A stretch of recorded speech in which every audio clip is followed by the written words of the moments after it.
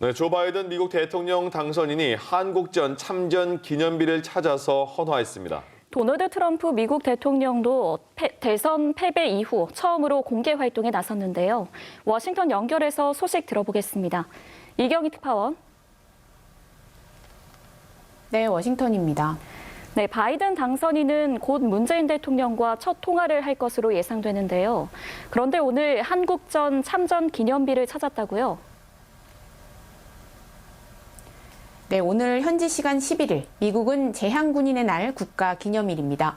조 바이든 당선인은 오늘 오전 펜실베이니아주 필라델피아에 위치한 한국전 참전 기념비를 찾아서 참전 용사들에게 경의를 표했습니다. 부인 질 바이든 여사와 함께 기념비에 헌화한 뒤 약 15분간 머물렀는데요. 기념일을 맞아 미군 참전 용사의 희생과 봉사를 기리는 취지지만 한국전 기념비를 찾았다는 점이 눈길을 끕니다.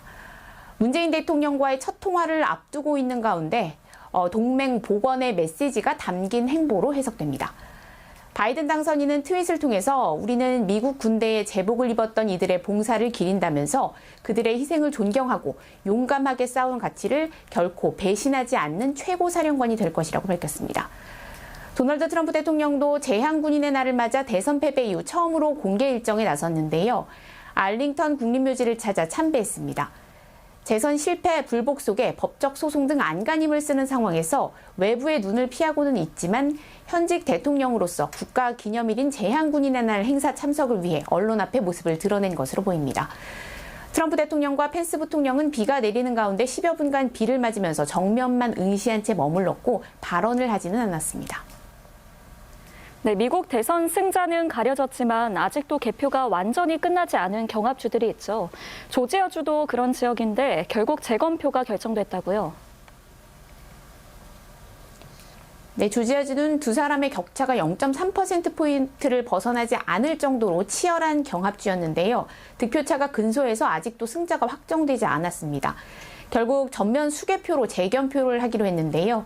조지아주 국무장관은 이번 주말까지 이 절차에 착수해 오는 20일까지 재검표가 진행될 것이라고 예상했습니다. 재검표를 통해 승패가 정해지면 이후 패자는 관련 규정에 따라 추가로 재검표를 요구할 수 있고 이때 재검표는 기계를 통해 이루어집니다.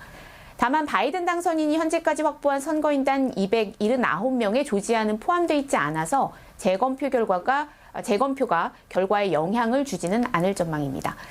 다만 트럼프 대통령은 근소한 격차로 승부가 갈린 주에 모두 재검표를 요구할 방침이어서 재검표를 둘러싼 논란은 계속될 가능성이 큽니다.